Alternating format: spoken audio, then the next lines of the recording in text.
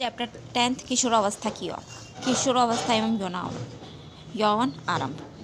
बूझो अपना 12वां जन्मदिन मना रहा था। मित्रों के चले जाने के पश्चात बूझो पहले और पहली अपने माता पिता के साथ बातें करने लगे। पहली एक कन्या विद्यालय में पढ़ती है। वह हंसने लगी। उसने टिप्पणी की कि बूझो के कई मित्र जिससे वह 1 वर्ष बाद मिली थी की लंबाई एकाएक कितनी बढ़ गई है। उनमें से कुछ तो मूछें आने से जोकर कार्टून नजर आ रहे थे।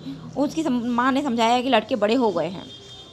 वृद्धि जन्म के समय से ही होने लगती है, परंतु 10 या 11 वर्ष की आयु के बाद वृद्धि में एक तीव्रता आती है और वृद्धि साफ दिखाई देने लगती है। शरीर में होने वाले परिवर्तन वृद्धि प्रक्रिया का एक भाग है।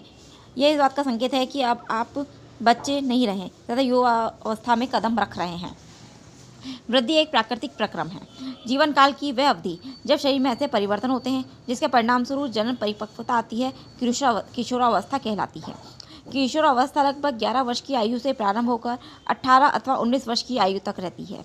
यह अवधि क्योंकि अंग्रेजी के टीन तक होती है, 13 से 18 या 19 वर्ष की आयु तक होती है।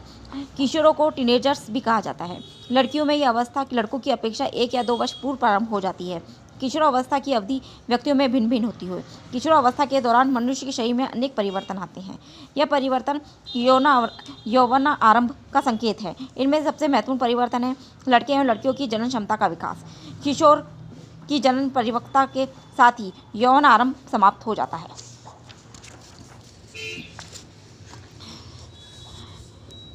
यौवन आरंभ में होने वाले परिवर्तन। सबसे फर्स्ट है लंबाई में वृद्धि। लंबाई में एकाएक वृद्धि यौवन आरंभ के दौरान होने वाला सबसे अधिक दृष्टिगोचर परिवर्तन है। इस समय शरीर की लंबी अस्थियों की अर्थात हाथ व पैरों की अस्थियां हड्डियों की लंबाई में वृद्धि होती है और व्यक्ति लंबा हो जाता है। निम्न चार्ट में, ये जो चार्ट है इसमें लड़के व लड़कियों की आयु के साथ लंबाई में वृद्धि की औसत दर को दर्शाया गया है। कॉलम 2 व 3 कॉलम 2 व 3 में किसी व्यक्ति की लंबाई का प्रतिशत दर्शाया गया है जो किसी आयु पर पहुंचने पर होती है। आयु को कॉलम 1 में दर्शाया गया है या आयु को कॉलम में दर्शाया गया है। उदाहरणतः 11 वर्ष की आयु तक लड़का अपनी पूर्ण लंबाई का 81% लक्ष्य प्राप्त कर देता है, जबकि एक लड़की अपनी संपूर्ण लंबाई की 88% तक पहुंच जाती है। ये आंकड़े प्रतिनिधित्व मात्र हैं जो व्यक्तियों में भिन्न हो सकते हैं। अपने मित्रों के लिए सारणी का प्रयोग करके उसकी पूर्ण लंबाई का अनुमान लगाइए। पता लगाइए कि आपकी कक्षा में कौन सबसे लंबा और कौन सबसे बौना हो सकता है। यह आयु दी हुई है वर्षों में 8, 9, 10, 11 से पूरे 18 साल तक की दी हुई है। और उन कितने परसेंट, जैसे 8 वर्ष का बच्चा है, लड़का है, वो 72 अपनी संपूर्ण लंबाई का 72% लंबा हो जाता है 8 वर्ष तक, और लड़कियां 77% हो जाती है। ये सब चीज़ें हमें 18 वर्ष तक की दी हुई है। 18 वर्ष तक होते होते दोनों अपनी पूर्ण लंबाई प्राप्त कर लेते हैं। इसके लिए फॉर्मूला है, पूर्ण लंबाई के लिए गणना सेंटीमीटर में, वर्तमान लंबाई अपन वर्तमान आयु में पूर्ण लंबाई का प्रतिशत इंटू 100। ये फॉर्मूला है, इसमें रख के आप अपनी लंबाई निकाल सकते हैं। अब यहाँ देखिए, प्रारंभ में लड़कियाँ लड़कों की अपेक्षा अधिक तीव्रता से बढ़ती है, परंतु लगभग 18 वर्ष की आयु तक दोनों अपनी अधिकतम लंबाई प्राप्त कर लेते हैं। लगभग व्यक्तियों की लंबाई में वृद्धि की दर भी भिन्न भिन्न होती है। कुछ यौवन आरंभ में तीव्र गति से बढ़ते हैं तथा बाद में ये गति धीमी हो जाती है, जबकि कुछ धीरे धीरे वृद्धि करते हैं।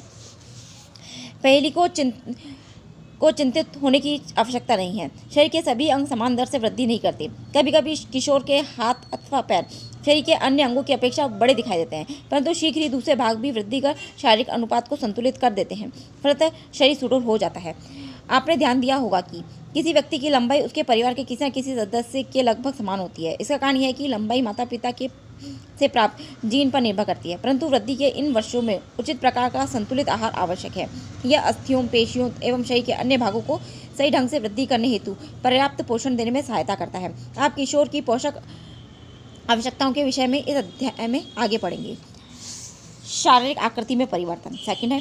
सबसे फर्स्ट था लंबाई में वृद्धि, सेकंड है शारीरिक आकृति में परिवर्तन। क्या आपने ध्यान दिया कि आपके कक्षा के छात्रों के कंधे एवं सीना निचली कक्षा के छात्रों की अपेक्षा अधिक चौड़े होते हैं? इसका कारण यह है कि वे यौवन आरंभ में प्रवेश कर चुके हैं।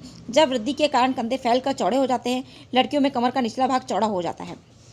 वृद्धि के कारण लड़कों में शारीरिक पेशियां लड़कियों की अपेक्षा सुस्पष्ट एवं गठी दिखाई देती है। अतः किशोरावस्था के दौरान लड़कों एवं लड़कियों में होने वाले परिवर्तन अलग अलग है। स्वर में परिवर्तन। क्या आपने ध्यान दिया है कि कभी कभी आपकी कक्षा में कुछ लड़कों की आवाज़ फटने लगती है? यौवन आरंभ में स्वर यंत्र अथवा लैरिंक्स में वृद्धि का प्रारंभ होता है। लड़कों का स्वर यंत्र विकसित होकर अपेक्षाकृत बड़ा हो जाता है। लड़कों में बड़ा हुआ स्वर यंत्र गले के सामने की और सुस्पष्ट ऊपरी भाग के रूप में दिखाई देता है,